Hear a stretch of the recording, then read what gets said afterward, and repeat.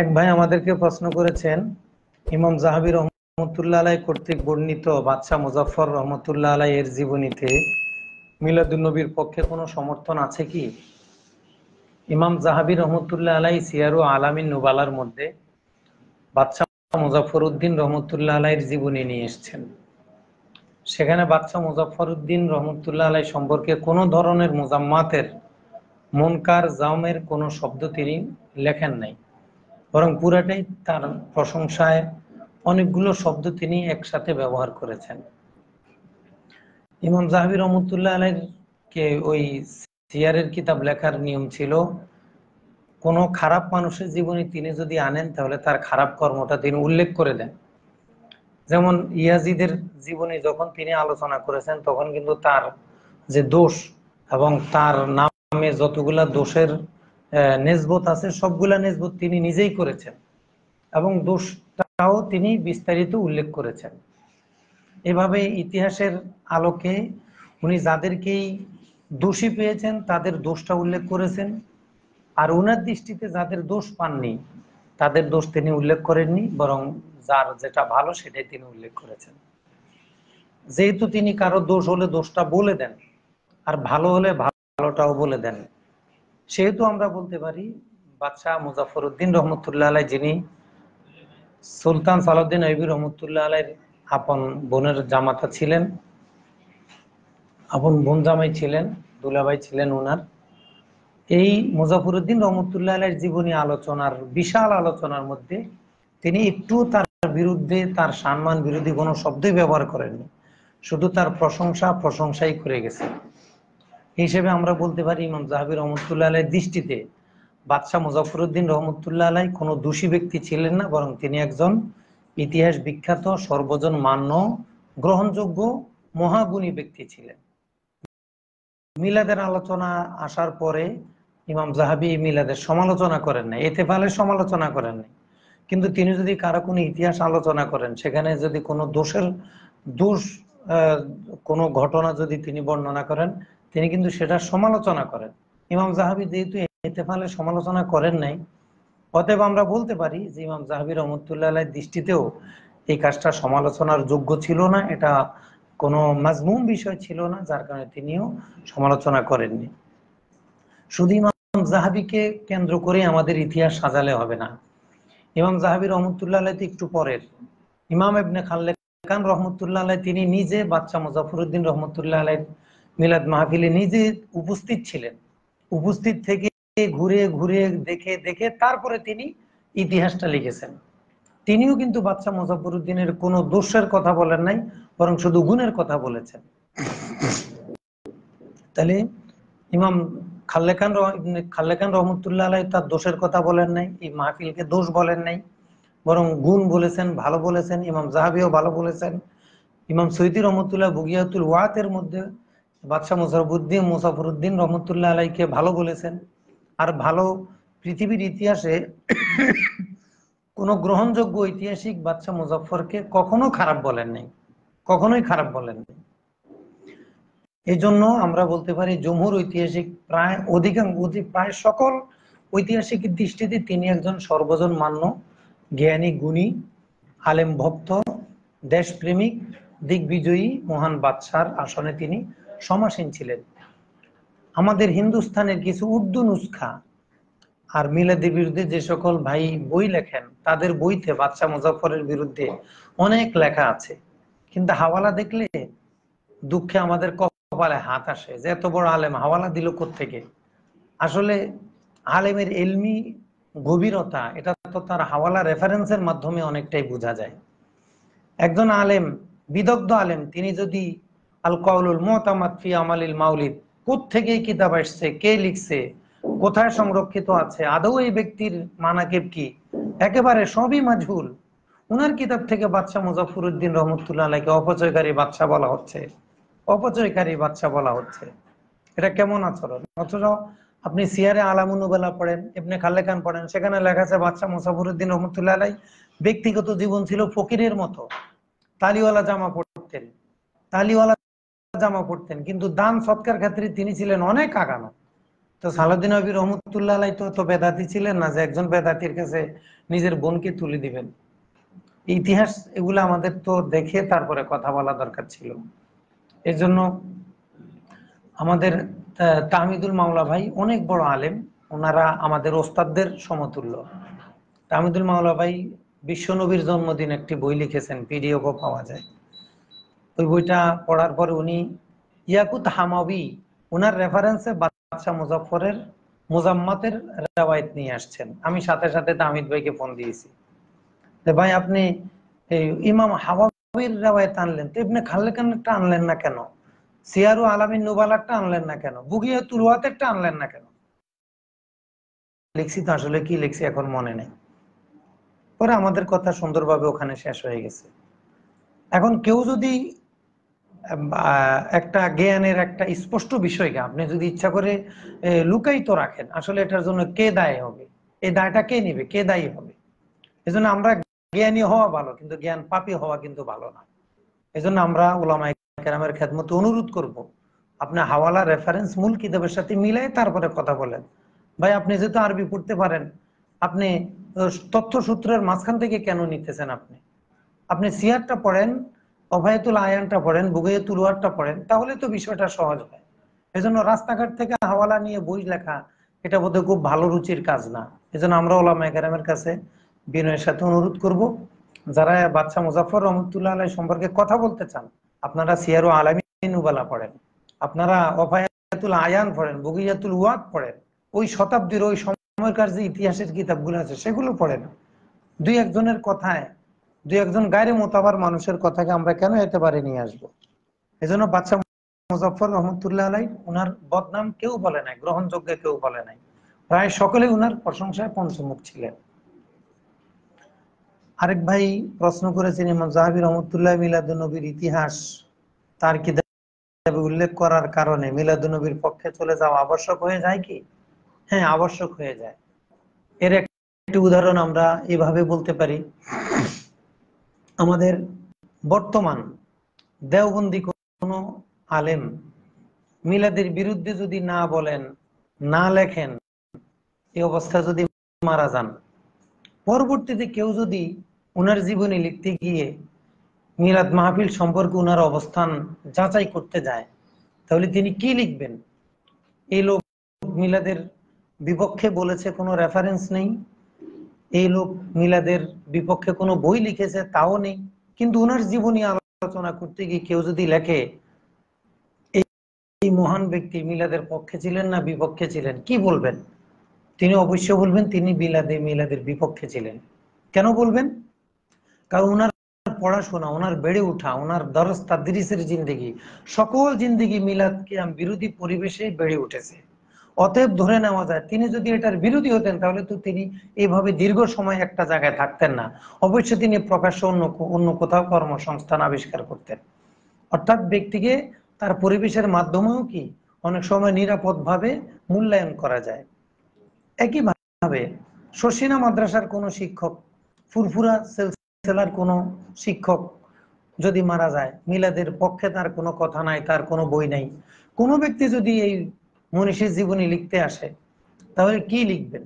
যেমন মনে করেন আল্লামা নিয়াজ মখদুম খোতানি রহমতুল্লাহ আলাই, তিনি দারুল দেওবন্দের ফার্স্ট বয় ছিলেন। হোসেন আহমদ মাদানী রহমতুল্লাহ আলাইহির একেবারে সামনের বেঞ্চের ছাত্র ছিলেন।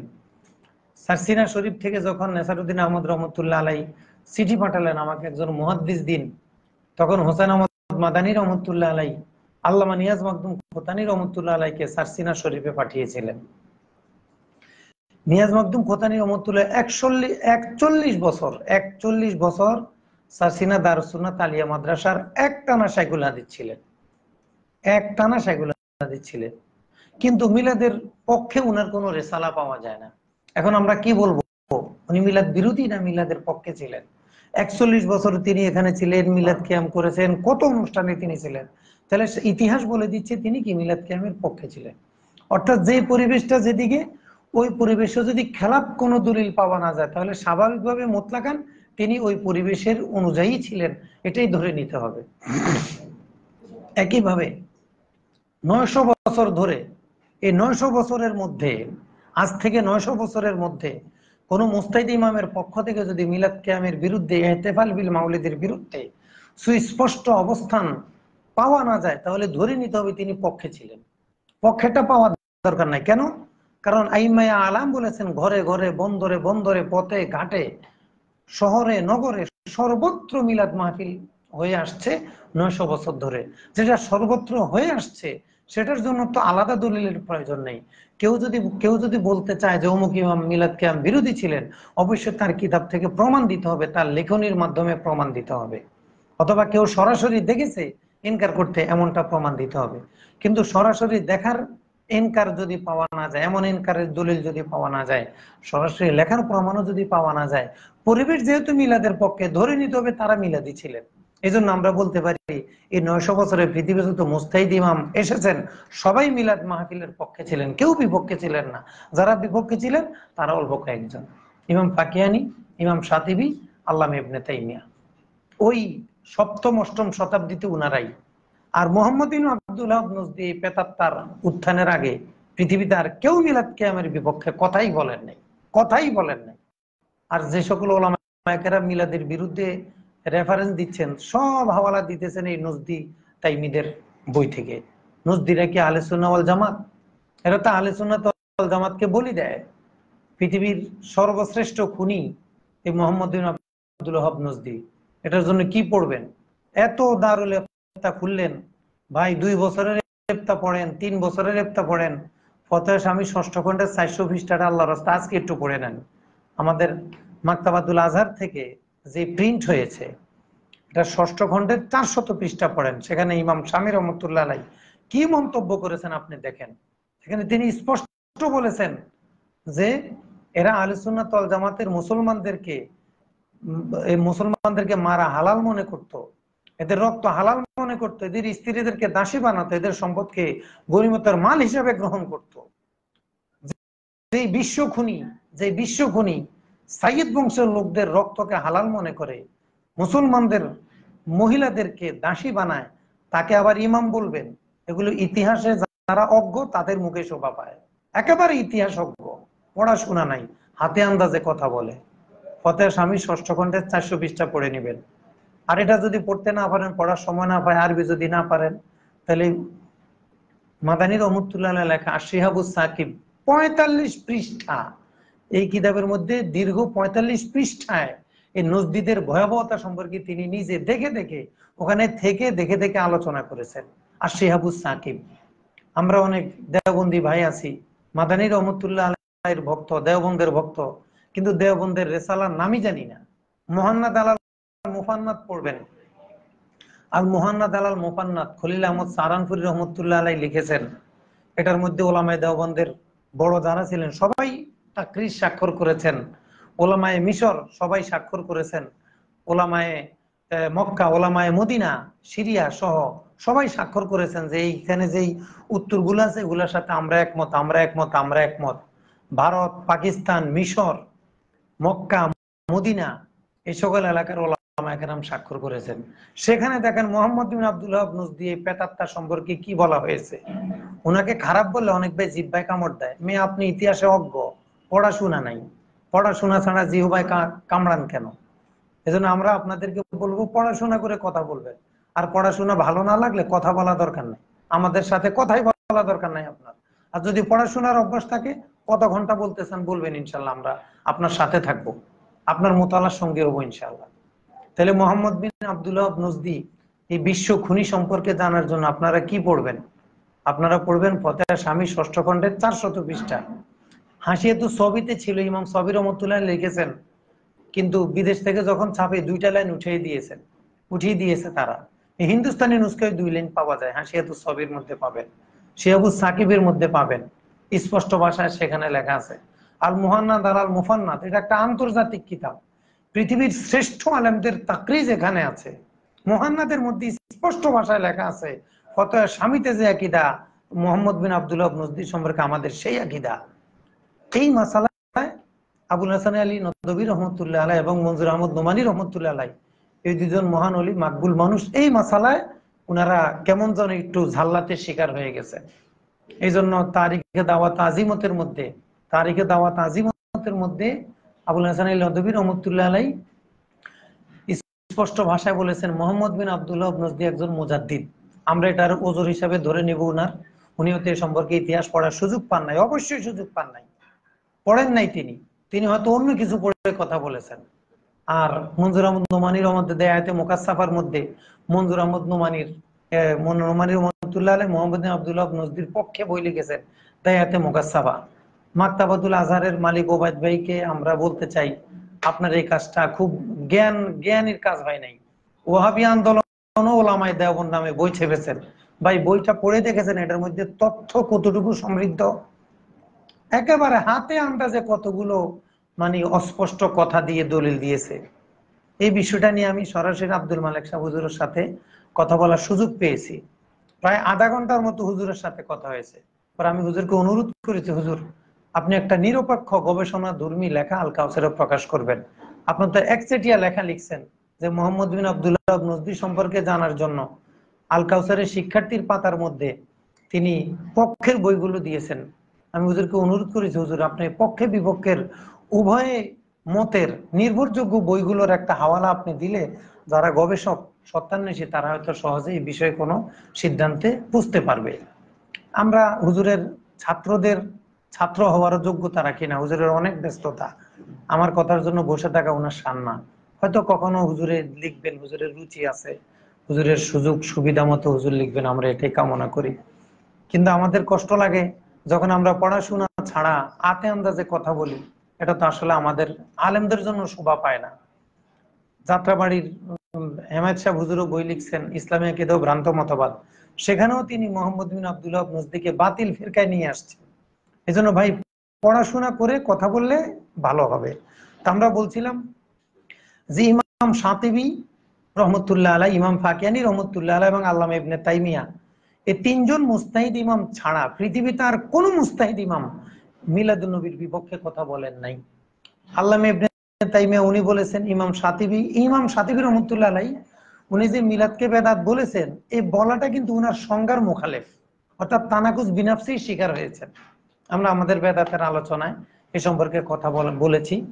ইমাম শাতিবী রহমতুল্লাহ আলাইহির বেদাতের সংজ্ঞা আর মিলাদকে বেদাত বলা দুইটা তানাকুজ বিনাফসি হয়ে যায়, দুইটা মিলে না। আর পৃথিবীতে যত মুস্তাহিদ ইমাম ছিলেন সবাই মিলাদ কিয়ামের পক্ষে ছিলেন। অনেকে জানেন না, বলে যে ইমাম ইবনে কাসির কি মিলাদ কিয়াম করেছেন, উনি কি পক্ষে ছিলেন? আপনি যদি পড়াশোনা না করেন ভাই দোষটা কার? আমার? ইমাম ইবনে কাসির রহমতুল্লাহ আলাইহি মিলাদের একটা বই লিখেছেন আল মাউলিদুন নাবাবী, আপনি নেটে সার্চ দেন এখনই পাবেন। আল মাউলিদুন নাবাবী নুসখা, এটা প্রমাণিত, উনার তাসনিফাতের তালিকায় এই বইটা আছে আল মাউলিদুন নাবাবী। এটা মিলাদ মাহফিলে পড়া হতো, ওই সময়টা ছিল মিলাদের বই লেখার হিড়িক। এখন তো বিরুদ্ধে লেখার হিড়িক বাংলাদেশে। আর যাদের মধ্যে সালাফিজম ঢুকে গেছে, নজদি তাইমি নামে মহামারী রোগের শিকার যারা হয়েছে তারা এটার বিরুদ্ধে বলে, আর অনেক ভাইরা না বুঝে বলে। এজন্য আমরা একটু পড়াশোনা করে কথা বলবো এবং আইমায়ে আলাম জমহুর সালাফের মতের সাথে থেকে কথা বলবো, তাহলে এই সকল বাতিলকে এড়িয়ে চলা আমাদের জন্য খুব সহজ হবে। আরেক ভাই প্রশ্ন করেছেন, ইবনে কাসির রহমতুল্লাহ আলাইহি আল বিদায়া ওয়ান নিহায়া কিতাবে মিলাদের ইতিহাস আনা কি প্রমাণ করে যে তিনি মিলাদকে সমর্থন করেছেন? হ্যাঁ, এটা তো সমর্থন করে এই পরিবেশের কারণে। আর উনি সরাসরি নিজেই মিলাদের বই লিখেছেন আল মাউলিদুন নাবাবী। মাউলিদুন নাবাবী উনার নিজের লেখা বই, মিলাদের বই, আপনি সেটাও পড়ে দেখতে পারেন সেখানে মিলাদের বিপক্ষে আছে কিনা। পুরাটাই মিলাদ মিলাদ মাহফিলে পড়ার জন্য উনি ছোট্ট এই পুস্তিকাটা রচনা করেছেন। তিনি বাদশার প্রশংসা করা কি আবশ্যক করে যে তিনি বাদশার বেদাতকে সমর্থন করেছেন? বাদশার বেদাত হলো কিভাবে? উনি নিজেই তো বলছে এটা সুন্নতে হাসানা, এটা ভালো কাজ। উনি তো বাদশার প্রশংসা পঞ্চমুখ ছিলেন, তো বদনাম তো করেন নাই। কই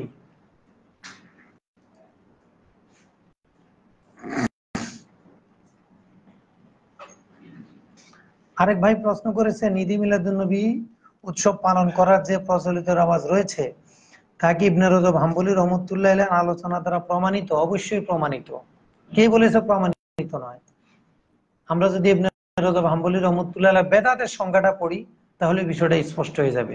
তিনি তো মুখালিফুস শরাকে বেদাত বলেছেন এবং বলেছেন কোরআন সুন্নাহ ইজমা কিয়াস কোন একটা দ্বারাও যদি প্রমাণিত হয় তাহলে সেটা বেদাতে দলালা হবে না, সেটা সেটা সুন্নতে হাসানা হবে। সেটা হবে সুন্নতে হাসানা।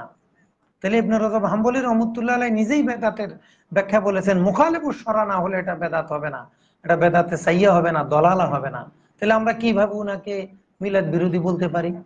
আর উনি উনার কিতাবে যে মুসান্নাফ আব্দুর রাজ্জাকের হাদিস টেনেছেন, লা তাত্তাখিযু শাহরান ঈদান ওয়ালা ইয়াওমান ঈদা, এটা এনে উনি বুঝিয়েছেন যে এটা আমার পক্ষ থেকে ব্যাখ্যা। যেহেতু কোনো মুস্তাহিদ ইমাম এই হাদিসের ব্যাখ্যা করেন নাই, এই হাদিসের ব্যাখ্যায় মিলাদুন নবীর বিপক্ষ বলেন নাই, পক্ষ বলেন নাই, এজন্য আমরা সালাফের আকওয়ালের মুয়াফিকে আমরা ব্যাখ্যা দিতে পারি। আমরা যারা মসজিদের ইমাম, আমরা সালাফের আকওয়ালের মুয়াফিকে ব্যাখ্যা দিতে পারি, যদি মুখালিফুস শরা না হয়, সালাফের খেলাফ যদি না হয়, সালাফের মুয়াফিকে আমরা ব্যাখ্যা দিতে পারি। ইমাম ইবনে রজব হাম্বলী রহমতুল্লাহ আলাইহি এটা তারা বুঝিয়েছেন। তিনি যে বলেছেন দুই ঈদের দিন, আরাফার দিন, জুমার দিন, শরীয়ত যে দিনগুলোকে ঈদ বলেছে এগুলো ছাড়া আর কোন দিন মাসকে ঈদ হিসাবে গ্রহণ করা বেদাত হবে। এটার অর্থ হলো শরীর নির্দিষ্ট সোয়াবের নিয়তে, শরীর শারআন নির্দিষ্ট আমলের মাধ্যমে এগুলো উদযাপন করা বেদাত হবে। কারণ এটা যদি ধরে না হয় তাহলে উনার বেদাতের সংজ্ঞা বদলাতে হবে, অথবা ওনার কথা এটা বদলাতে হবে, অন্যথায় তানাকুজ বিনাফসি লাজেম আসে। আর একজন ইমামের ক্ষেত্রে তানাকুজ বিনাফসি এটা কখনো শানদার হতে পারে না, ওনার শানে মানায় না এটা। আরেক ভাই প্রশ্ন করেছেন, হাফেজ ইবনে হাজার আসকালানী রহমতুল্লাহ উল্লেখিত ইস্তেহারটি সালাফে সালিহিনের আমলি ইজমা ও ফাহমি ইজমার অনুরূপ নাকি বিপরীত? অবশ্যই এটা ফাহমি এবং আমলি ইজমার মুয়াফিক। বিপরীত হবে কোত্থেকে ভাই? আমরা তো বললাম যে 900 বছরে আপনারা যে সকল ওলামায়ে কেরাম মিলাদের বিরুদ্ধে বলেন, আমরা ওনাদের পায়ে হাত রেখে বলতে চাই যে 900 বছরে কতজন মুস্তাহিদ ইমাম এটাকে বেদাত বলেছে, তাদের একটা তালিকা দেন। আপনি ভাইবেন কারে? হুসাইমিন, বিন বাজ। আমরা কি উনাদেরকে মুস্তাহিদ বলি? উনারা তো সালাফি ভাই, উনারা তো খারেজান আহলিস সুন্নাহ, উনারা তো ওয়াহাবি। মোহাম্মদ বিন আব্দুল্লাহ নজদিকে যে বাতিল বলবেন সে অবশ্যই বাতিল, নজদি তাইমিকে যে বাতিল বলবে না সে অবশ্যই বাতিল, এতে কোনো সন্দেহ নাই। কারণ এগুলো বাতিলের মূল জায়গা। বর্তমান পৃথিবীর বাতিলের সয়লাভ হচ্ছে এই দুইটা নাম থেকে। উনাদের ব্যক্তিত্ব নিয়ে আমাদের কোনো কথা নাই, উনাদের মতবাদ নিয়ে আমাদের কথায় কোনো ছাড় নাই। এই জন্য এই বিষয়ে আমরা খুব স্পষ্ট। সৌদি আরবের যে সকল শায়েখ আছে ওনারা সবাই মোহাম্মদ বিন আব্দুল্লাহ নজদির অনুসারী। উনাদেরকে তো আমরা আমাদের অনুসরণীয় আলেমই মনে করি না। তা আপনি দেওবন্দি হয়ে, আপনি হানাফি হয়ে কিভাবে এই ধরনের সালাফি আলেমদের হাওয়ালা আপনার কিতাবে আনতে পারেন? এটা কি আপনার শানে মানায় না আপনার মুরব্বীদের ইজ্জতের মুয়াফিকে মানায়? একটাও মানায় না। আসকালানী রহমতুল্লাহ আলাইহি যে ইস্তেহাদ করেছেন সওমে আশুরা থেকে যে বছরে একদিন ঈদ উদযাপন করা যেতে পারে, এই এই ইস্তেমবাদটি অবশ্যই জমহুরে সালাফের ফাহমি ইজমা এবং আমলে ইজমার মুয়াফিক, কারণ মুখালিফ কাউকে পাওয়া যায় না। আমাদের বইতে আমরা এটা একবারে প্রমাণ করার চেষ্টা করেছি কিভাবে যুগে যুগে এই আমলটা হয়ে আসছে।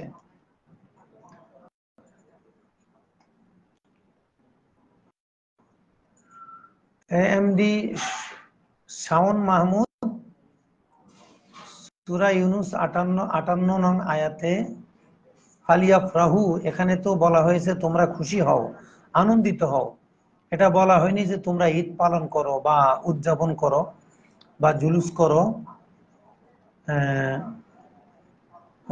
করো বা ঈদ বলো। উক্ত আয়াতের পুরোটার সঠিক তাফসীর ও ব্যাখ্যা দিলে উপকৃত হতাম। আসলে এই এই হাদিসের এই আয়াতের তাফসীরে কোন তাফসীর ঈদ বলা হয়েছে কিনা এটা আমরা পাইনি, আমাদের জানা নেই। হ্যাঁ, বর্তমান পৃথিবীর কিছু কিছু মুহাক্কিক আলিম এই আয়াতের মাধ্যমে ঈদের দলিল দেন, কিন্তু আমি ব্যক্তিগতভাবে আয়াত দিয়ে কখনো দলিল দিই না। এই জন্য কারণ মুস্তাহিদ ইমামদেরকে আয়াত দিয়ে দলিল দিতে আমরা পাই নাই। যদি কোনো মুস্তাহিদ ইমাম দলিল দিতেন তাহলে আমরা এটা দিতাম। তবে যারা দেন তাদের এই দলিলটা জমহুর সালাফ মুস্তাহিদ ইমামদের মুখালেফ নয়, মুয়াফিক। এখন ওনার যদি এভাবে তাবিল করার যোগ্যতা থাকে তিনি করতে পারেন, যেহেতু জমহুরের মুখালেফ নয় তার করার অধিকার থাকতে পারে। কিন্তু এই আয়াতের ব্যাখ্যা, এই আয়াতের তাফসিরে কোন মুফাসসির ঈদ বলেছেন কিনা এটা আমার জানা নেই। এই জন্য ঈদ মিলাদুন নবীর জন্য আমি ব্যক্তিগতভাবে এই আয়াতকে কখনো দলিল হিসাবে পেশ করি না, বা যারা করেন এটা তাদের বিষয়, তাদের সাথে আপনি কথা বলতে পারেন। তবে তাদের দলিলটা এখানে মুখালেফ না, বরং জমহুরের কি মুয়াফিক। আর আপনি বলেছেন যে এখানে তো ঈদ করো বলা হয়, ভাই ফারাহুন মানে তো খুশি, ঈদ মানে তো খুশি। তোমরা খুশি উদযাপন করো, মানে কি তোমরা ঈদ ঈদ আর খুশি তো একই কথা, এটা কাছাকাছি। কিন্তু আমার কাছে ভালো লাগবে যদি কোনো মুফাসসির আয়াতের ব্যাখ্যায় বলে থাকেন যে এই আয়াত দ্বারা বোঝা যায় বছরে একদিন ঈদ করা যাবে, তাহলে আমার কাছে এটা বেশি নকলের জন্য বেশি নিরাপদ মনে হতো। তারপর ওমর আব্দুল্লাহ কামেল, তারপর আরো বড় বড় মুহাক্কিক আলিম যারা, অনেকে আয়াতের মাধ্যমে দলিল দিতে চান, এটা উনাদের যোগ্যতা আছে, উনারা দিতে পারেন। তবে আমার কাছে জমহুর সালাফের দলিলটা বেশি নিরাপদ মনে হয়। সাউন্ড করে কেন এটা? কোথায়?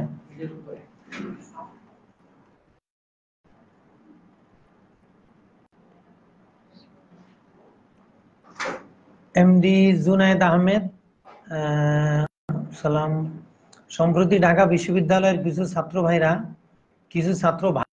হ্যাঁ কিছু ছাত্র ভাই মিলাদুন্নবী সাল্লাল্লাহু আলাইহি সাল্লাম উপলক্ষে রসুল সাল্লাল্লাহু আলাইহি সাল্লামের নামে আকিকার জন্য গরু কিনেছে।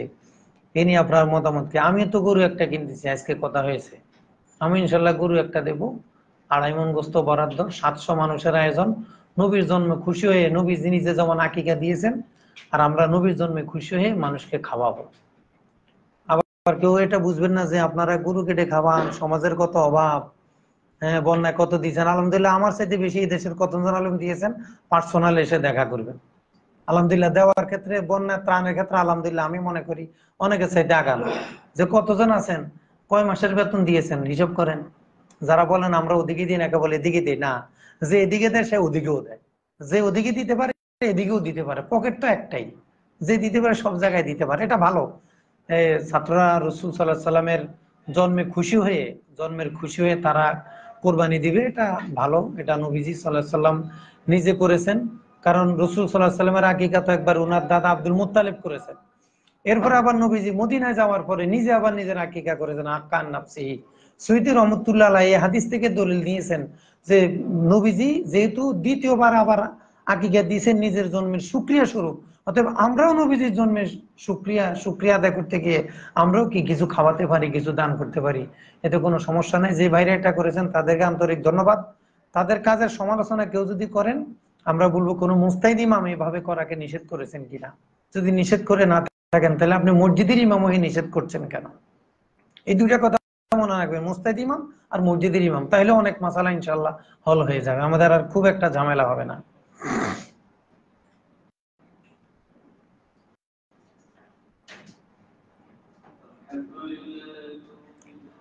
এইচ এম মাহবুবুর রহমান, নবীজি সাল্লাল্লাহু আলাইহি সাল্লাম রোজা রেখে সাপ্তাহিক ভাবে জন্মদিন পালন করতেন। আমরা তো বার্ষিক মিলাদ জুলুসের দুরুদের পালন করি, এটা কি ঠিক? হ্যাঁ এটাও ঠিক, ওটাও ঠিক। নবীজি সাপ্তাহিক করেছেন, নবীজি জীবনে একবারও তো করেছেন। নবীজি রোজার মাধ্যমে সাপ্তাহিক করেছেন, আকিকার মাধ্যমে জীবনে একবার করেছেন, জীবনে একবার করেছেন আকিকার মাধ্যমে। আর 900 বছরেরও বেশি সময় ধরে পৃথিবীতে যত ইমাম, মুস্তাহিদ, মুফাসসির, মুহাদ্দিস, ফকিহ, দরবেশ, ওলি, আউলিয়া, পীর, মাশায়েখ সবাই বছরে বাৎসরিক ঈদ মিলাদুন নবী উদযাপন করে আসছেন। এই যে কাবা, এই যে মাউলিদুন নবী, এই দোনো জায়গায় 900 বছরেরও বেশি সময় ধরে উদযাপিত হয়ে আসছে ঈদ মিলাদুন নবী। তাহলে আমরা কেন এটার বিপক্ষে বলবো? সাপ্তাহিক যদি করতে পারেন ভালো, আমরা তো সাপ্তাহিক করি, আমাদের অনেকেই সাপ্তাহিক করে। কারণ সাপ্তাহিক করাটা তো ভাই বছরের অন্তরায় না, বাৎসরিক করার তো মানে না। আমাদের অনেক ভাই খুব সুন্দরভাবে একটা অসম কথা বলেন যে নবী করেছেন সাপ্তাহিক, আপনি কেন বাৎসরিক করেন? তো নবী কি বাৎসরিক করতে নিষেধ করেছেন? আচ্ছা নবীজি সাপ্তাহিক করেছেন এই জন্য আমি বাৎসরিক করতে পারবো না, এটা কি কোনো মুস্তাহিদ ইমামের কথা না মসজিদের ইমামের কথা? পৃথিবীর কোন মুস্তাহিদ ইমাম বলেছেন নবী যেহেতু সাপ্তাহিক করেছেন অতএব মিলাদুন নবী সাপ্তাহিক ভাবেই করতে হবে, বাৎসরিক করা যাবে না? এটা কি কোনো মুস্তাহিদ ইমাম বলেছেন? বলেন না। বলেছেন কে? মসজিদের ইমাম। ওই যে পড়াশোনা কম, এই জন্য আপত্তি বেশি। এই জন্য আমরা অনুরোধ করবো একটু পড়াশোনা করে কথা বললে আমাদের কাছাকাছি অবস্থানে থাকা অনেকটাই সহজ হবে। তাহলে রসুল সাপ্তাহিক করেছেন, হ্যাঁ আপনিও সাপ্তাহিক করেন, আমরাও সাপ্তাহিক করতে পারি, কোনো নিষেধ নাই। কিন্তু এই উম্মত হইলে আমরা সব হইলাম এখন ফাঁকিবাজ উম্মত। আমাদের মধ্যে বারবার নবীজির তাজকিরা দরকার, বারবার নবীজির স্মরণ করা দরকার, নবীজির ডায়েরি আমাদের বারবার আমাদের সামনে আনা দরকার। এই উপলক্ষে যেহেতু নবীজিকে সামনে পেশ করা হয়, অতএব এই সম্পর্কে যত ভালো কাজ করা হয় সবই ভালো, সবই ভালো।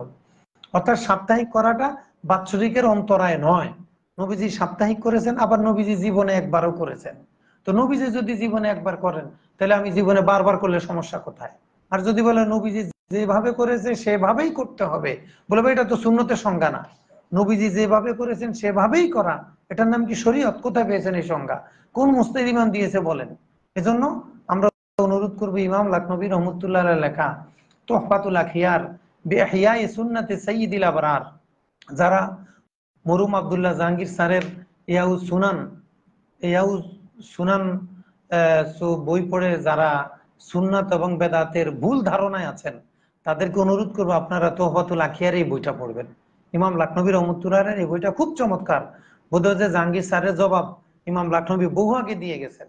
এজন্য আমরা মসজিদের ইমামদের কথা না পড়ে আমরা মুস্তাহিদ ইমামদের কথা বললে আমাদের জন্য বেশি নিরাপদ হবে। মরহুম আব্দুল্লাহ জাহাঙ্গীর স্যার অনেক বড় জ্ঞানী, এতে কোনো সন্দেহ নেই। ব্যক্তি হিসাবে স্যার একজন সুইট সফট, অত্যন্ত ভালো কোমল হৃদয়ের মানুষ এবং দায়িল্লাহ ছিলেন, মুখলিস ছিলেন, এতে কোনো সন্দেহ নেই। কিন্তু স্যার যতই পড়াশোনা করুক, ইমাম সৈয়দি রহমতুল্লাহ নখের সমান হবেন স্যারে? আমরা যেমন স্যারের জ্ঞানের সাথে খুব একটা তুল্য না, স্যারও তো সৈয়দি আসকালানি, খাল্লেকান, এদের কারো জ্ঞানের কাছে ধারো তুল্য তাকে দেওয়া যায় না। এজন্য আমরা যখন স্যারের, আমাদের কোনো কথা যদি স্যারের বিরুদ্ধে যায়, তখন আমাদের অনেক ভাই ক্ষিপ্ত হয়ে যান, হ্যাঁ স্যারের মতো মহাজ্ঞানীর বিরুদ্ধে বলছেন। তো স্যার যখন আরেক মহাজ্ঞানীর বিরুদ্ধে বলেন, তখন কি আমরা ক্ষিপ্ত হওয়ার অধিকার আমরা রাখি না? এজন্য স্যারের সুন্নত বেদাতটা ছিল সম্পূর্ণ তাহরিফি সংজ্ঞা। স্যারে যে সুন্নত বেদাতের সংজ্ঞা দিয়েছেন, আর সুন্নাহ ট্রাস্টে যারা আছেন, আমরা তাদেরকে অনুরোধ করব যে আপনারা এই বইটা বদলান। আর যদি পড়াশোনা করার অভ্যাস থাকে, আগ্রহ থাকে, তাহলে আপনারা তোহফাতুল আখিয়ার বিইহয়াই সুন্নাতে সাইয়্যিদিল আবরার, ইমাম লাকনবী রহমতুল্লাহ লেখা আর আব্দুল ফাত্তাহ বুগুদ্দা রহমতুল্লাহ তালিক করা, এছাড়া মুস্তাহিদ ইমামদের সুন্নতের উপরে কোনো লেখা আপনারা পড়েন, আল্লাহ রাস্তা ওহাবি নজদি তাইমি এদের লেখা পড়বেন না, ভ্রান্ত হয়ে যাবেন, সমাজটাকেও ভ্রান্ত করে দিবেন। আল্লাহ তাআলা আমাদেরকে হেফাজত করুক। তাহলে আমরা বার্ষিক পালন করে এটা কি দোষের কিছু না, যদি কোনো মুস্তাহিদ ইমাম নিষেধ করেননি।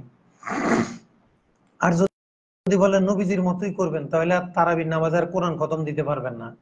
যদি বলেন নবীজি সাপ্তাহিক করেছে, অতএব সাপ্তাহিক করাই উত্তম, যেমনি ভাবে আমার কিছু বন্ধু বলে থাকে মসজিদে, ফেসবুকে, ইউটিউবে, নবীজি সাপ্তাহিক করেছেন অতএব সাপ্তাহিকটা উত্তম, তাহলে আমরা বলবো নবীজি যেহেতু তারাবির নামাজে কোরআন খতম করেন নাই, অতএব কোরআন খতম না করা উত্তম।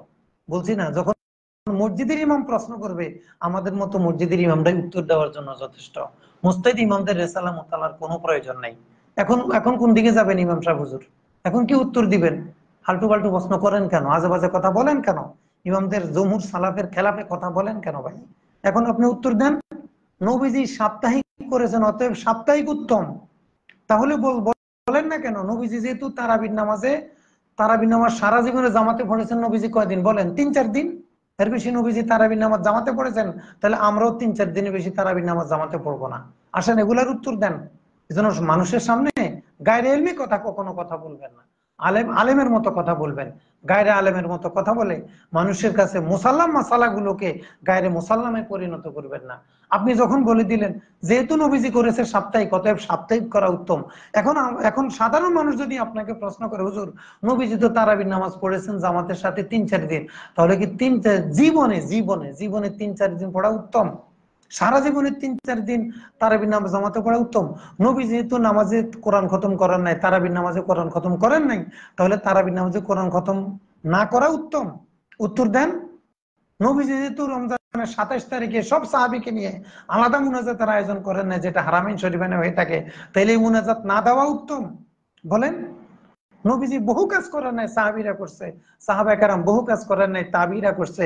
তাবি কুরুনে সালাসা বহু কাজ করেন নাই, জমহুর উলামায়ে কেরাম করে গেছেন। এই জন্য সরাসরি নবীর কাছ থেকে এলে মানার আপনি কে ভাই? আপনি তো মসজিদের ইমাম, এত জোরে উড়াল দিতে চান কেন? আপনি যাবেন মুস্তাহিদ ইমামদের কাছে। নবীর সব নুসুস কি আপনার সামনে আছে? এত বড় স্পর্ধা আমরা কেন দেখাতে যাই? এগুলো আমার বুঝে আসে না।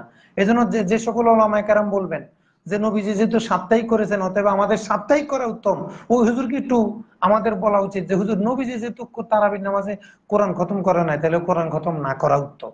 আপনাদেরকে যেন জীবনে কোরআন খতম করতে না দেখি, যদি করেন তাইলে এটাও ও যদি ওটা করেন এটাও করতে হবে, আর যদি বলেন সাহাবীরা করছে এটাও পরবর্তীতে করছে, এই জন্য আমরা করি। এই জন্য আমরা ওলামায়ে কেরামের খেদমতে অনুরোধ করব, যে সকল প্রশ্ন মুস্তাহিদ ইমামরা করে নাই ওই সকল প্রশ্ন আপনারা করাটাই বেয়াদবি, নিঃসন্দেহে বেয়াদবি হবে ভাই। কারণ মুস্তাহিদ ইমামদের সাথে নুসুসে শরিয়ার মাজমু ছিল। মুস্তাহিদ আমাদের সামনে একটা ভাতের প্লেট, যেমন সবগুলা ভাত আমরা নাড়তে পারি বিনা কষ্টে, উল্টাতে পারি, নেলা বানাইতে পারি, মুখে দিতে পারি, চিবাইতে পারি, একটা ভাতের প্লেট আমাদের কাছে যেমন স্বচ্ছ, সহজ, স্পষ্ট এবং নিয়ন্ত্রিত, ঠিক মুস্তাহিদ ইমামদের কাছে সকল নুসুসে শরিয়া এইরকম বাতের প্লেটের মধ্যে স্পষ্ট, সহজ, জমানো মাজমু আছে। অতএব কোন মুস্তাহিদ ইমাম যেহেতু আপত্তি করেন নাই, অতএব এটা কোনো আপত্তিই না। যেই প্রশ্ন মুস্তাহিদ ইমাম করে না এটা কোনো আপত্তি না, কারণ ইখতিলাফ করার জন্য প্রথম শর্ত মুস্তাহিদ ইমাম হতে হবে। যিনি মুস্তাহিদ ইমাম নন তার ইখতিলাফ করার যোগ্যতাই নেই। আপনি কেন ইখতিলাফ করলেন? আপনি কেন ইখতিলাফ করলেন ভাই? আপনার কি ইখতিলাফের যোগ্যতা আছে? আপনি আমাদের উসুল ফিকহের যে কিতাবগুলো আছে সেগুলো আল্লাহর রাসূল পড়েন, মাদ্রাসা তো পড়েন, উসুলুল সারাকসি পড়ছেন না, উসুলুল জাসাস পড়ছেন না, উসুলুল শাসি, নুরুল আনোয়ার, এই যেগুলো যে আমরা পড়লাম এগুলোর মধ্যে কি আছে শর্ত নাই? সেখানে কি প্রথমে লেখা নাই তাকে মুস্তাহিদ হতে হবে? যিনি ইখতিলাফ করবেন, ইখতিলাফে মোতাবারের জন্য প্রথম শর্ত মুস্তাহিদ হতে হবে, ইখতিলাফটা মুস্তাহিদ থেকে আসতে হবে। যেহেতু এগুলা মসজিদের ইমামদের ইখতিলাফ, এগুলা কোনো ইখতিলাফে মোতাবার না, ইখতিলাফটাই যেহেতু গ্রহণযোগ্য না, উত্তর দেওয়ার দরকারটা কি? এই জন্য আমরা আর উত্তর দিলাম না, ইখতিলাফের মোকাবেলা আরেকটা ইখতিলাফ বসাই দিলাম। শহীদুল্লাহ মুস্তাকিম জন্মদিন পালন করতে কি আসলে নবীজি সাল্লাল্লাহু আলাইহি সাল্লাম নিষেধ করেছেন? কখনো না। দেখান যারা নিষেধ করেন, দেখেন এখানে কত বড় বৈষম্য। যখন আমাদের কাছে দলিল চাওয়া হয় যে মিলাদ কিয়ামের, মিলাদুন নবীর সরাসরি হাদিস থেকে দলিল দেন, সরাসরি হাদিস থেকে দলিল দেন। আচ্ছা, আপনি যে বিরুদ্ধে বলছেন, তো বিরুদ্ধে বলার হাদিস থেকে সরাসরি একটা দলিল দেন যে হাদিসে লেখা আছে মিলাদুন নবী উদযাপন করা নিষেধ। আপনার মতের পক্ষে দলিল নেই সরাসরি হাদিসে, আপনি দিতে পারেন না সরাসরি হাদিস থেকে দলিল, তো আমার কাছে কেন আপনার সরাসরি হাদিস থেকে দলিল চাচ্ছেন? এটা কি তিলকাইজান কিসমাতুন দিজার অন্তর্ভুক্ত হয়ে গেল না? এটাই তো বৈষম্য। আমরা এটা যেন না করি। নবীজি সাল্লাল্লাহু আলাইহি সাল্লাম কখনো কি জন্মদিন পালন করতে আমাদেরকে নিষেধ করেন নাই, কখনো নিষেধ করেন না। তাহলে আমরা কেন নিষেধ করব? বরং এটাকে বেদাত না বলা হলে সুন্নতে সাহাবা। নবীর জন্মদিন পালন করা এটাকে কুরুনে সালাসায় বেদাত বলা হয়নি। যেহেতু কুরুনে সালাসায় বেদাত বলা হয়নি, অতএব এটাকে বেদাত বলাটা হলো বেদাত। এটা বেদাত বলাটা হলো কুরুনে সালাসার খেলাফ করা। এভাবে তো বলা যায়, বলা যায় না? সাজ্জাদুল ইসলাম মুফতি শাকিরুল্লাহ আসাদ বলেছেন, আলেমদের নাম একটু সম্মানের সাথে নেন, মুফতি শাকিরুল্লাহ সাহেব আসাদ সাহেব, আসাদ ভাই বলেছেন, খুশি বিষয়ের জন্য ঈদ শব্দ প্রয়োগ করা এক জিনিস, আর কোন আনন্দের দিবসকে সারা জিন্দিগি ঈদের দিবস পালন করা ভিন্ন জিনিস। হযরত হোসেন রাদিয়াল্লাহু তাআলার শাহাদাতে আমরা দুঃখিত, বিষণ্ণ।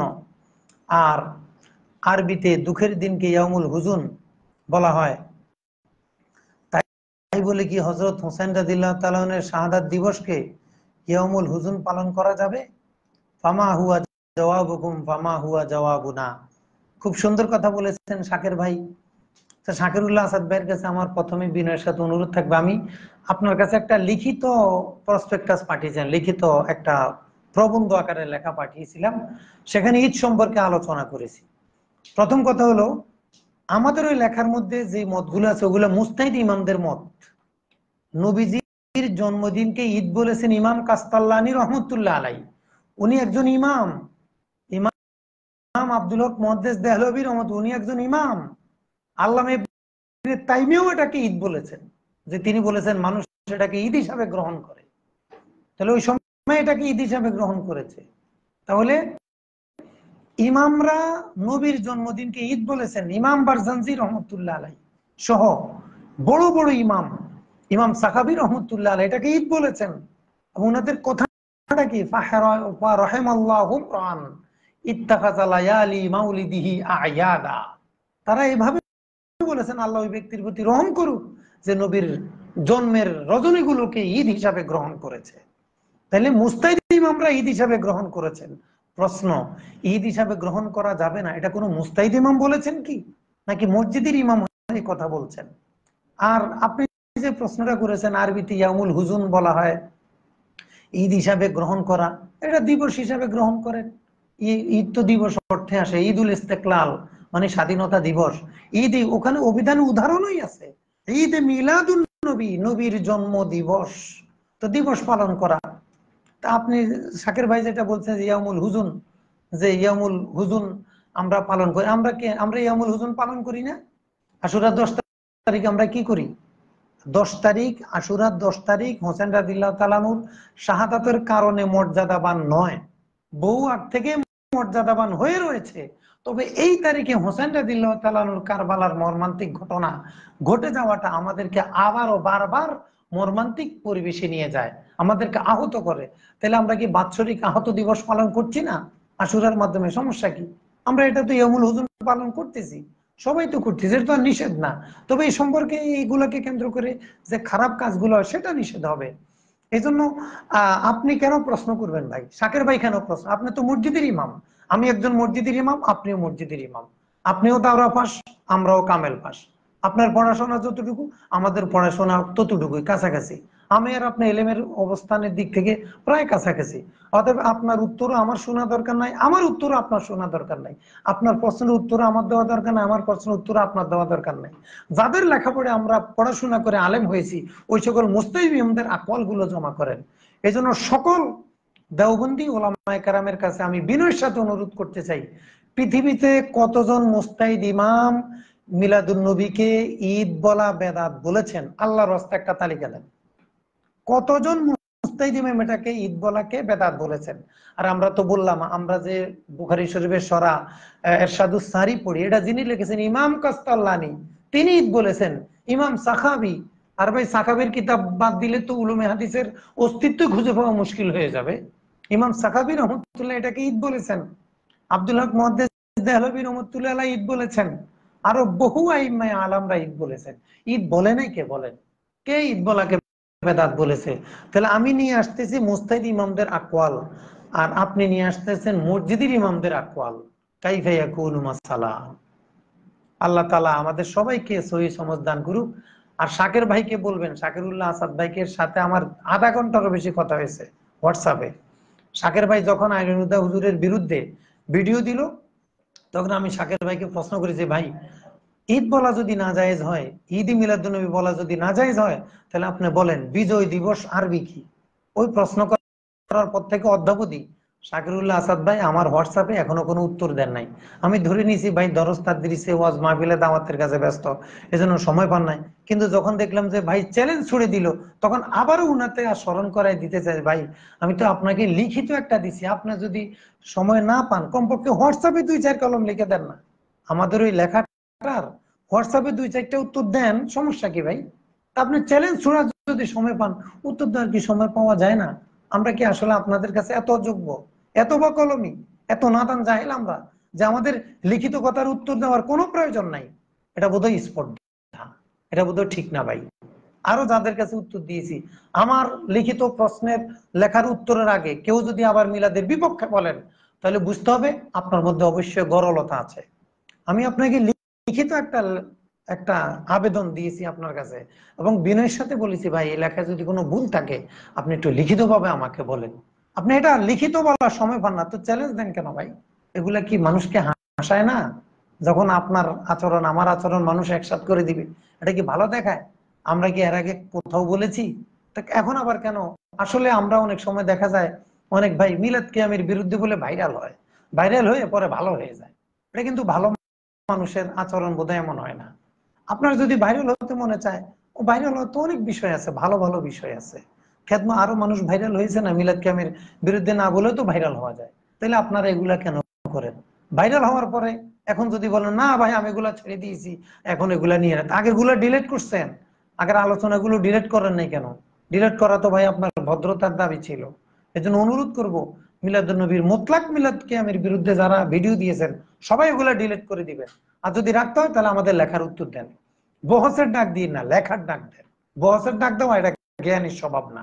লেখার ডাক দেন যে কে লিখবেন, আসেন আমরা ইনশাল্লাহ আপনার কাছে যাব লিখতে, আপনার কাছে যাব পড়তে, বুঝতে, কোনো সমস্যা নেই।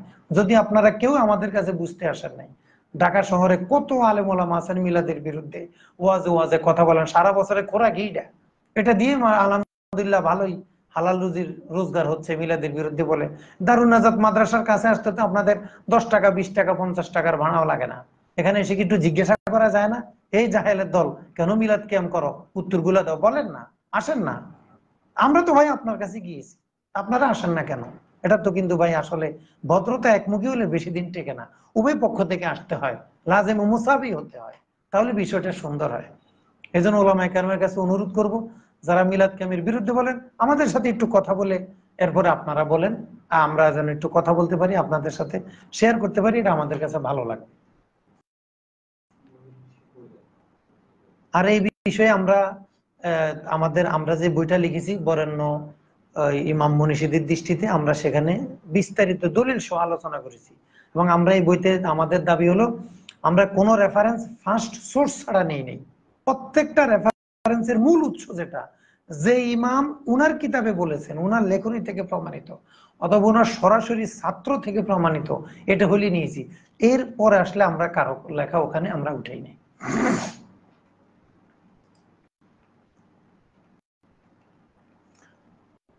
তাই বলছি দুঃখের জন্য হুজুন আর দুঃখের জন্য দিবসকে আরবিতে ইয়ামুল হুজুন ব্যবহৃত হওয়া এক জিনিস না। আপনি প্রশ্ন করে আপনি উত্তর দিলে হবে না ভাই, মুস্তাহিদ ইমামদের প্রশ্ন মুস্তাহিদ ইমামদেরকে করতে দেন। আর দুঃখের দিনকে ইয়ামুল হুজুন পালন করা ভিন্ন জিনিস, ঠিক তেমনি খুশির দিন ঈদ ব্যবহার হওয়া আর ইয়ামুল ঈদ পালন করা ভিন্ন না, কখনো ভিন্ন জিনিস না। যদি ভিন্ন জিনিস হতো মুস্তাহিদ ইমামরা বলতো। এই জন্য আমরা বারবার বলছি যে কোনো মুস্তাহিদ ইমামের মোকাবেলা কোনো মসজিদের ইমামের কথা বলার অধিকারই নাই। আর মসজিদের ইমামদের ইখতিলাফ করার অধিকার নাই, যোগ্যতা নাই। ইখতিলাফ করতে হলে আপনাকে মুস্তাহিদ হতে হবে, তারপরে ইখতিলাফ করবেন। এর আগে আপনি ইখতিলাফ করতে আসেন কেন? পড়াশোনা করে মুস্তাহিদ হয়ে যান ভাই। আমরা একটু পড়াশোনা করি, তাহলে সহজ হয়। সাজ্জাদুল ইসলাম, রাসূল সাল্লাল্লাহু আলাইহি সাল্লামের জন্ম উদযাপন করার আদেশ কি কোরআন সুন্নাহে আছে? না, নবীজির জন্ম উদযাপন সরাসরি কোরআনে নাই, তবে উদ্বুদ্ধ করা আছে। আল্লাহ তাআলা বিভিন্ন নবীদের মিলাদ আলোচনা করেছেন। আল্লাহ তাআলা বিভিন্ন নবীদের মিলাদ আলোচনা করেছেন। ওই সকল আয়াতের তাফসিরে পৃথিবীর কোনো মুফাসসির বলেন নাই শুধু এই সকল নবীর মিলাদ আলোচনা করা যাবে আর কোন নবীর মিলাদ আলোচনা করা যাবে না।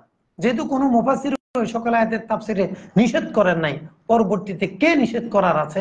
কে সেই মুফাসসির, কে সেই মহান মুস্তাহিদ ইমাম? এই সকল তাফসিরের, এই সকল আয়াতের তাফসিরে কেউ নিষেধ করে না, তাহলে আমরা কেন নিষেধ করব? তবে ইঙ্গিত আছে, ওয়াজাক্কিরহুম বিআইয়ামিল্লাহ, এগুলা কি ঈদ মিলাদ নবী পালন করার ইঙ্গিত। রাসূলের জন্ম তারিখ বা জন্ম মাস কি হাদিসে উল্লেখ আছে? হ্যাঁ, জন্ম তারিখ এগুলো হাদিসের মাধ্যমেই ইবনে ইসহাক, সিরাতে ইবনে ইসহাকের মধ্যে, সিরাতে ইবনে হিশামের মধ্যে ওনারা নিয়ে আসছেন, সনদ বা সানাদান ওনারা নিয়ে আসছেন। সালাফিদেরকে এই প্রশ্নের কি জবাব দিব? হ্যাঁ, এগুলা তো উত্তর আছে। তো ওই যে ওটা বলবেন যে ওই নবীজির জন্ম, বিভিন্ন নবীর জন্ম নিয়ে যে কোরআনে আলোচনা হয়েছে, মারিয়াম আলাইহিস সালামের জন্ম নিয়ে আলোচনা, ঈসা আলাইহিস সালামের জন্ম নিয়ে আলোচনা হয়েছে, এই সকল আয়াতের তাফসিরে কেউ কি অন্য কারো জন্ম আলোচনা নিষেধ করেছেন? যেহেতু নিষেধ করেননি, তাহলে আল্লাহ তাআলা নবীদের যে মুজিজা সম্পন্ন যে এরিয়াগুলো, এগুলো আলোচনা হোক, এটা আল্লাহ তাআলা চান। নবীদের মুজিজা আলোচনা হোক, এটা আল্লাহ তাআলা চান। আর রাসূল সাল্লাল্লাহু আলাইহি সাল্লামের পুরো জিন্দেগিটাই মুজিজা। নবী জীবনের একটা মুহূর্ত কেউ দেখাতে পারবে না যে মুহূর্তটা মুজিজা নয়। পৃথিবীতে কোনো বক্ত তৈরি হয়নি আজ পর্যন্ত যে নবীজির এক জীবনের একটা সেকেন্ড বের করে বলবে এটা এটা নবীজির মুজিজা নয়। আমাদের কিছু ভাই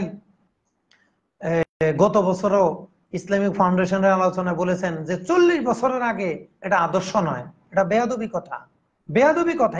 এই ধরনের স্পর্ধা কখনো দেখাবেন না। মিলাদ ক্যাম্পের বিরোধিতা করেন, এটা মানা যায়, কিন্তু নবীর জীবনের 40 বছর আদর্শ নয়, আলোচ্য, আদর্শ না। কোথায় পেয়েছেন? কোন মুস্তাহিদ ইমাম বলেছেন? আপনার মতো অযোগ্য মসজিদের ইমামরা বলে। কেন এগুলা বলেন ভাই? নবীর গায়ে আঘাত দেন, আপনার কি ভয় লাগে না? লামরুকা ইন্নাহুম লাফি সাকরাতিহিম ইয়ামাহুন। লামরুকা, আল্লাহ তাআলা শপথ করেছেন, আপনার 63 বছরের পুরো জিন্দেগির শপথ, এক সেকেন্ড আল্লাহ তাআলা বাদ দেন নাই। আপনি কেন 40 বছর বাদ দিলেন? এই জন্য রাসূল সাল্লাল্লাহু সাল্লামের জীবনের প্রতিটি ক্ষণ ক্ষণ প্রত্যেকটা স্তর হলো মুজিজা। আর নবীজির মুজিজা আলোচনা হোক এটা কোরআন দ্বারা, কোরআনে এটা তাহরিদ আছে। এই জন্য আল্লাহ তাআলা নিজেও বিভিন্ন নবীর জন্মের যে অংশগুলো মুজিজা ওগুলো আল্লাহ তাআলা আলোচনা করেছেন। এটা দ্বারা আল্লাহ তাআলা আমাদেরকে নবীদের জন্মের আলোচনার প্রতি আমাদেরকে উদ্বুদ্ধ করেছেন। আর রাসূল সাল্লাল্লাহু আলাইহি ওয়াসাল্লামের জন্ম থেকে পুরাটাই যেহেতু মুজিজা, অতএব নবীজির সিরাত মিলাদ সবই মুজিজা, সবই আলোচনার যোগ্য, সবই আদর্শ, নবীজির সব আদর্শ। আল্লাহ তাআলা আমাদেরকে সুন্দরভাবে নবীজির সম্মান ঠিক রেখে কথা বলার তৌফিক দান করুন। সাজ্জাদুল ইসলাম হুজুর এক সালাফি বলেছে, সালাফি ভাই একটু সুন্দর করে বলেন, এক সালাফি ভাই বলেছেন যে আমলে রাসূল সাল্লাল্লাহু আলাইহি ওয়াসাল্লামের অনুমতি নেই সে আমল বাতিল। অবশ্যই যেটা অনুমতি নেই সেটা বাতিল। আমরাও তো বলি যেটা অনুমতি নেই সেটা বাতিল। এই কাজে যে অনুমতি নেই এটার হাদিসটা একটু বলতে বলেন। নবীজি স্পষ্ট বলেছেন, আমি যা নিয়ে এসেছি সামর্থ্য অনুযায়ী ধরো, যা নিষেধ করেছি তা ছেড়ে দাও। এটা তো নবীজি নিষেধ করেন নাই, তাহলে ছাড়বো কেন? আর যা নিয়ে এসেছেন তার খেলাফ নয়, মুস্তাহিদিন এজাম ইসতিনবাত করে বের করেছেন, আমরা কিভাবে এটা বাতিল বলতে পারি? প্রমাণ পেশ করুন রাসূল সাল্লাল্লাহু আলাইহি ওয়াসাল্লাম কোথায় অনুমতি দিয়েছেন তার মাউলিদ উদযাপন করতে। সুয়ুতি যে প্রমাণ দিয়েছে হয় নাই, আসকালানি যে প্রমাণ দিয়েছে হয় নাই, জাজারি যে প্রমাণ দিয়েছে হয় নাই, তারপর কাস্তাল্লানি যে প্রমাণ দিয়েছে হয় নাই, আব্দুল হক মুহাদ্দিস দেহলভী যে প্রমাণ দিয়েছে হয় নাই, পৃথিবীর হাজার হাজার মুস্তাহিদ এটার বিরুদ্ধে বলেছে, বিরুদ্ধে বলেন নাই, এটা কি প্রমাণের জন্য যথেষ্ট না?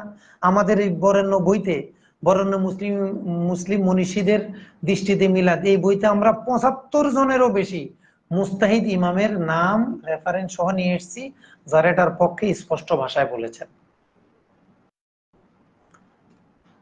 সাজ্জাদুল ইসলাম একজন আলিম বলেছেন, নবীজি যে 2 ঈদ পালন করেছেন এটা সবার সেরা ঈদ, আপনারা যেটা পালন করেন এটা সেরা ঈদ নয়। এই কথা কি সঠিক? এই কথাটা সঠিক না। এই কথাটা যদি সঠিক বলা হয় তাহলে বলতে হবে আপনারা যে তারাবি পড়েন এটা কিন্তু কি না, সেরা তারাবি না। নবী যে তারাবি পড়েছেন সেটাই সেরা তারাবি। বলেন কার তারাবি সেরা? না দুটোটা সেরা? জমহুর উলামায়ে কেরাম, ওই যে এক আলে হাদিস ভাই প্রশ্ন করেছিল, আচ্ছা আপনি কি আবু হানিফাকে মানবেন না মুহাম্মদ সাল্লাল্লাহু আলাইহি সাল্লামকে মানবেন? এখন আমরা তো সবাই এলাম জাহেলে মুরাক্কাবের মহাস্বর্গের অধিবাসী। এখন তো মানুষ কি বলে, হ্যাঁ আমরা নবীকে মানবো। তাহলে সে আবু হানিফা রহমতুল্লাহ আলাইহিকে কার মোকাবেলায় দাঁড় করালো? নবীর মোকাবেলা। আচ্ছা আবু হানিফা নবীর মোকাবেল না মুয়াফিক? প্রশ্নটাই তো ভুল। এই জন্য ওনাকে আমরা প্রশ্ন করি, ভাই আপনি কি আপনার বাবার ছেলে না দাদার নাতি? বলেন। এতই যদি প্রশ্ন করার পণ্ডিত হয়, পণ্ডিতের মাথা তো আরো আছে ভাই। আপনি যখন বললেন আপনি কি আবু হানিফাকে মানবেন না মুহাম্মদ সাল্লাল্লাহু আলাইহি সাল্লামকে মানবেন, তা আমি প্রশ্ন করি আপনি কি আল্লাহকে মানবেন না নবীকে মানবেন? নাউজুবিল্লাহ। আচ্ছা আল্লাহ নবীকে মুখালেফ দাঁড় করানো যায়? যদি নবী যদি আল্লাহর মুখালেফ হতে না পারে, আবু হানিফা মুহাম্মদ সাল্লাল্লাহু আলাইহি সাল্লামের মুখালেফ কিভাবে হবেন? উনি তো উনার মুজহির, উনার মুকিম, উনি তো মুজবের, তাহলে মুখালেফ হলেন কিভাবে?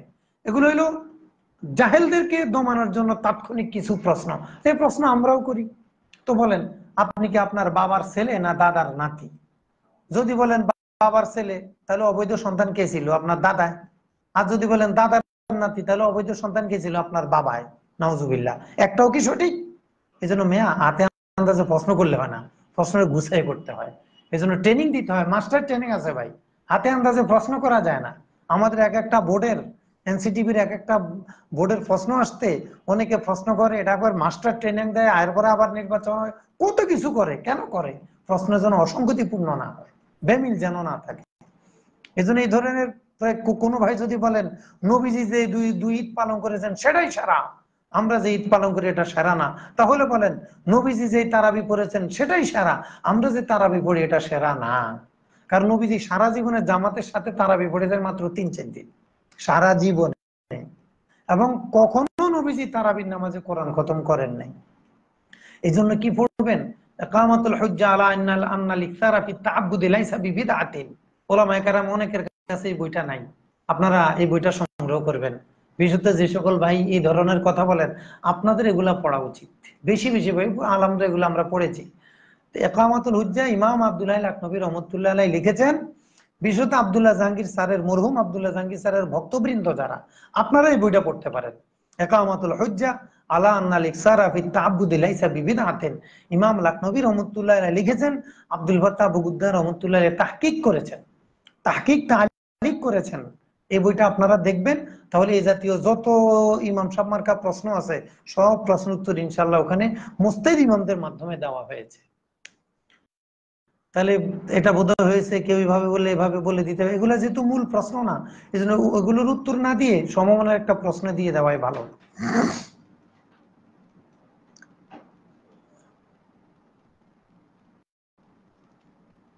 মোহতারাম, আপনার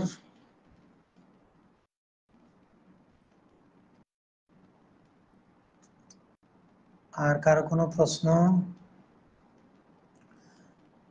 স্নান উৎসব